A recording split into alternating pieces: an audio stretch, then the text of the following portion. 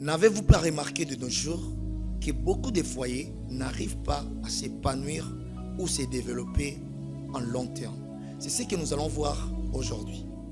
Je suis le prophète Dynamis Logos, instrument de Dieu pour son peuple. On a eu beaucoup de questions sur ces sujets. C'est la raison pour laquelle la structure Congo Vision a fait appel à moi pour pouvoir éclaircir certains points sur ces sujets qui est très important et très capital. Vu la complexité de ces sujets sur le choix du conjoint, j'aimerais que vous puissiez nous prêter votre oreille attentive parce qu'il y a à boire et à manger. En premier lieu, ce que nous devons d'abord retenir, c'est que le choix du conjoint est la clé du succès. Le choix du conjoint est la clé de la gloire.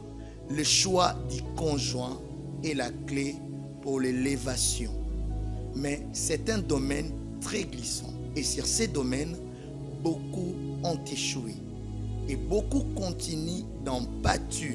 Nous allons voir un passage biblique, juste pour essayer un peu d'agrémenter ou cimenter ce que nous allons vous dire en ce net moment. Le premier passage que nous allons voir, c'est dans le livre de Proverbes chapitre 18 au verset 22. Proverbes chapitre 18 au verset 22. Écoutez ce que la parole de Dieu nous dit. Celui qui trouve une femme trouve le bonheur, virgule. C'est une grâce qu'il obtient de l'Éternel. Ce passage est très important. Nous avons vu que la Bible nous enseigne que celui qui trouve une femme trouve le bonheur, car c'est une grâce qu'ils obtiennent de l'Éternel. Alors comprenez, la Bible nous parle que lorsqu'une personne trouve une femme, la première des choses que cette personne doit trouver ou doit retrouver chez cette femme, c'est le bonheur. C'est très important, c'est très capital. C'est-à-dire, lorsque nous nous mettions ensemble, il faudrait que les deux époux arrivent à obtenir ce qui est l'harmonie conjugale. Il faudrait que ces choses-là puissent être là pour les unir. Alors, contrairement de ce que la parole de Dieu vient de nous dire, lorsqu'une femme est là, et lorsqu'il y a aussi un homme qui se sont rencontrés, des liens se sont tissés, la première des choses que la Bible nous dit, que nous allons reconnaître, c'est d'abord le bonheur. Le bonheur non pas seulement auprès de l'homme, mais le bonheur aussi auprès de la femme. Voilà pourquoi nous disons que l'amour c'est réciproque. Je t'aime, tu m'aimes aussi, c'est-à-dire moi je ressens de l'amour pour toi et toi aussi tu ressens de l'amour pour moi. Mais le contraire, le dilemme, c'est lorsque dans l'amour, dans une relation, dans un couple, l'on ne partage plus le même sentiment, le même idée. Et là, nous n'allons pas aboutir à une harmonie conjugale. Il y aura des problèmes. Et comprenez que lorsqu'on trouve une femme, nous devons trouver le bonheur. Mais quand on trouve une femme qui ne nous procure pas le bonheur, ou lorsque l'on trouve un époux qui ne nous procure pas le bonheur, c'est-à-dire il y a déjà un problème. Parce que la Bible nous dit, c'est lui qui trouve. On sous-attend que vous vous êtes déjà rencontrés, vous avez fait des avances, vous êtes aimés, et puis un lien s'est tissé. Alors, à partir de là, nous devons reconnaître d'abord les bonheurs. Le bonheur du côté de l'homme et le bonheur du côté de la femme. Un couple réussi, ce n'est pas seulement un couple où l'homme se réjouit. Et l'homme se réjouit, l'homme se retrouve, mais alors que la femme ne fait que croupir, ne fait que rougir sous la douche ou dans la chambre. Ça, ce n'est pas l'harmonie entre les deux époux. Alors le contraire, c'est quoi? C'est que l'une sera soit en paix et l'autre sera dans le trouble, Comprenez-vous un peu cela? Et quand je trouve une femme, je dois trouver le bonheur. Mais s'il n'y a pas le bonheur, le contraire c'est quoi? C'est le malheur. Voilà pourquoi je disais au début que c'est un domaine très glissant, c'est un domaine très complexe où il faut prendre avec beaucoup de sérieuxité et d'équilibre. Vous savez pourquoi? Parce que lorsqu'on arrive à faire un mauvais choix, c'est-à-dire nous n'allons pas trouver, j'allais dire, le bonheur, mais les malheurs. Vous le savez, comme je le disais au début, que lorsque on arrive à trouver la femme, on arrive à trouver l'homme, et c'est un domaine où c'est la clé, le domaine du choix du conjoint, c'est la clé pour le succès, vers le succès, comprenez.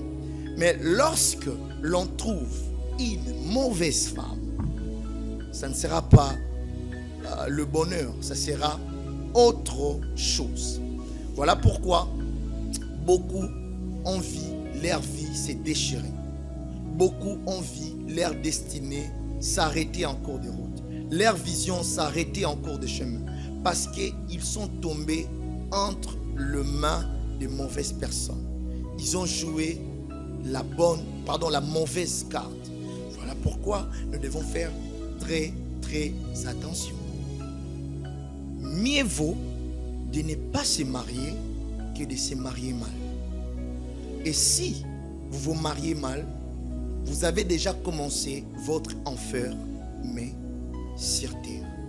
Ici, je n'essaye pas de vous faire peur. Loin de moi l'intention de vous décourager, vous qui aspirez au mariage, vous qui aspirez à fonder un foyer épanoui et durable. Je n'essaye pas de vous décourager, mais mieux vaut de rester célibataire que de se marier mal. Peut-être aussi, vous avez un don de célibat. Je dis peut-être. Alors, peut-être une autre dira, mais lui, il nous parle de ces histoires. Est-ce qu'il est déjà marié? Et comprenez, tout au début de mon ministère, il y a une chose que je ne comprenais pas, que je trouvais bizarre. Le Seigneur m'a appelé beaucoup à aller résoudre des problèmes dans le foyer. Et des fois, moi-même, je me demandais, mais est-ce que, pourquoi seulement moi? Mais on a eu à résoudre beaucoup de problèmes, à réconcilier des foyers et des couples. Et partant des expériences que nous avons dans les Seigneurs, dans ces ministères, et qui nous donnent aussi certaines choses à vous dire ou à vous parler. Et vous savez aussi que la nature nous enseigne. C'est un domaine où nous devons faire très attention. Alors, nous devons comprendre aussi une chose. Il y a une question qui se pose sur le choix du conjoint. Quel est l'âge prévu pour se marier? Waouh! Quel est l'âge prévu pour se marier? Prophète, dites-nous un peu. Est-ce que vous parlez sur le choix du conjoint, mais il y a l'âge qui est prévu pour se marier? Parce que moi, j'ai dépassé la trentaine, j'ai tel âge. Alors peut-être que je suis déjà fichu comme ça. Et en fait, nous allons voir ça. Mais nous allons encore d'abord y revenir, c'est ce que je disais. Peut-être que vous avez un don de célibat. Et comprenez que dans la Bible, il y a des personnages qui ne se sont pas mariés. Nulle part, la Bible nous ont montré leurs femmes. Et la première des personnes, c'est la personne de notre Seigneur Jésus-Christ. Il a vécu sur terre, mais il n'avait pas de femme. Il était comme ça. Il vivait et puis il est parti. Bon, ça c'est un titre d'exemple. Ce que nous sachions, vous et moi, c'est que lui, il était venu pour accomplir sa mission de mourir pour nous sauver. Et à part Jésus-Christ, il y a encore une personne dans la Bible du nom de l'apôtre Paul. Il ne s'est pas marié. Il ira même plus loin, que nous allons voir ça. Il ira même plus loin sur ces passages dans 1 Corinthiens chapitre 7. Commençons au verset 7. La Bible dit ceci. Je voudrais que tous les hommes fissent comme moi, mais chacun tient de Dieu un don particulier. L'un d'une manière, l'autre d'une autre. À ceux qui ne sont pas mariés et aux veuves, je dis qu'il leur est bon de rester comme moi. Il était comme à lui. Il ne s'est pas aussi marié. Alors, verset 9. Mais s'il manque de continence, qu'il se marie, car il vaut mieux se marier que de brûler. C'est-à-dire, si vous ne pouvez pas vous abstenir, vous manquez de continence, il vaut mieux de se marier. Ça, c'est un conseil de l'apôtre Paul. Il dit, c'est pas le Seigneur, c'est moi. L'apôtre Paul essaie de me dire, si cela dépendait que de moi, je voulais que tous les hommes soient comme moi. Célibataire, je suis comme ça et tout comme ça. Mais si vous n'arrivez pas, mieux vaut de se marier que de brûler. Alors, parlons maintenant de l'âge. Et j'aimerais dire ceci. Si vous n'êtes pas encore marié, ne vous sentez pas diminué, ne vous sentez pas rabaissé, ne vous voyez pas moins que les autres qui se sont déjà mariés. Alors, est-ce qu'il y a l'âge qui est prévu pour se marier? Parce que dans la société, nous avons beaucoup qui se plaignent, qui disent, bon, avec mon âge, qui viendra encore me solliciter, tout consort, j'ai déjà dépassé tel âge, et d'autres se marient jeunes, d'autres se marient tard et d'autres trop tard. Si c'est tard, je ne sais pas. Si c'est trop tard, on ne sait pas. Alors, ce que nous devons savoir, il n'y a pas du tout l'âge prévu ou l'âge déterminé pour se marier. Il y en a ceux qui se marient tôt, je le disais tantôt, il y en a ceux qui se marient tard ou trop tard pour certains. Mais aujourd'hui, nous sommes témoins. Nous sommes dans une génération qui est caractérisée par, je ne sais pas appeler ça une maladie ou un fléau, divorce. Et d'autres, quand ils arrivent à ces points, qu'est-ce qu'ils disent? Bon, en fait, ce n'était pas la femme de ma vie, ce n'était pas la femme du ministère. À cette époque-là, j'étais encore immature, j'étais encore ça, il y avait encore ça, et ceci, et cela. Il y a tellement de raisons qu'on évoque. C'est parce qu'on m'avait poussé, si cela dépendait que de moi, je ne pouvais pas se marier. À cet âge-là, j'étais encore trop jeune. Et quand je suis entré dans le mariage, je me suis rendu compte que c'est tout autre chose. C'est tout autre. Voilà pourquoi moi je le dis toutefois que le mariage, ce n'est pas une affaire des enfants. Ce n'est pas une affaire de bébé. C'est une affaire des matures. Il faudrait que la personne ait de la maturité, peu importe l'âge. Peu importe l'âge, chacun a son âge, a son temps par rapport à ce que Dieu a prévu, a destiné pour tout et chacun de nous. Que cela ne soit pas un problème pour vous. Nous voyons aujourd'hui des cas de divorce. Les gens se marient trop tôt. Pourquoi? Il y a beaucoup de raisons. Il y a certains, leurs critères de choix, parce qu'ils voulaient avoir un homme qui est parfait. Il y a d'autres, ils voulaient avoir une femme qui est parfaite. Laisse-moi vous dire une chose. Celle-là ou celui-là, vous ne le trouverez jamais. Vous ne trouverez jamais une femme qui sera parfaite. Une femme qui va répondre à tous tes critères. Parce que je vois un homme qui a toute une liste de critères. Et il s'est dit, bon, moi j'aimerais que ma femme soit comme ça, d'une belle taille, d'une belle figure, obéissante, soumise, ceci. Il y a toute une liste là. Il y a toute une liste qu'elle ait, je ne sais moi quoi. Comprenez, vous savez, vraiment avec cette jeunesse, nous avons beaucoup de critères que nous cherchons. Et la femme aussi souhaiterait que j'ai un homme qui parle bien, un homme qui a beaucoup étudié, un homme qui est beau, un homme qui est travaillant, un homme qui a ça et ça et ça, un homme qui est charmant et tout consort. Mais sachez-le très bien, malgré tous ces critères, vous ne trouverez pas une femme qui va répondre à tous ces critères.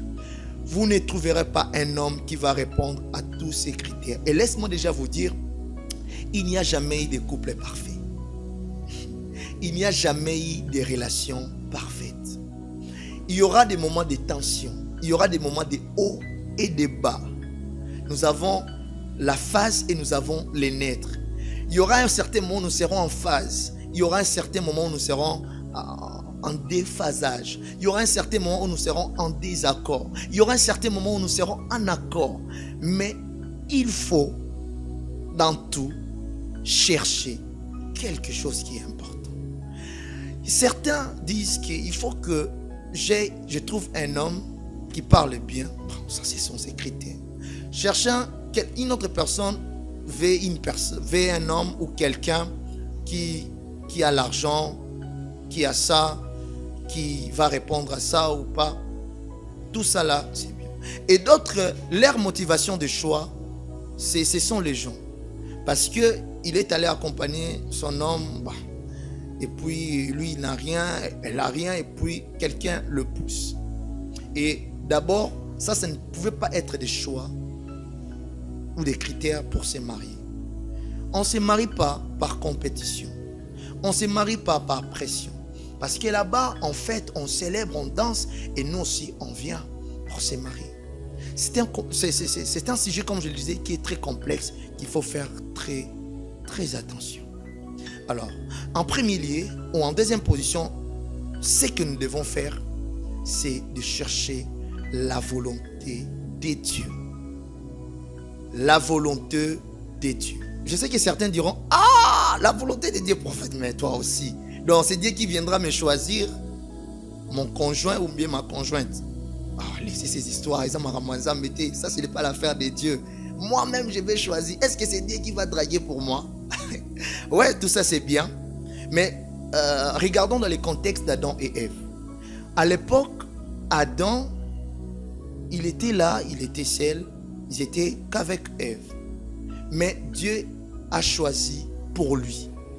Il a formé Ève et puis il lui a donné. Alors, qu'en est-il si Adam pouvait faire son choix? À cette époque-là, Adam allait choisir qui? Si la possibilité du choix revenait à Adam, il allait seulement choisir Ève parce qu'à cette époque, il n'y avait que Ève sur la terre. Vous êtes d'accord avec moi?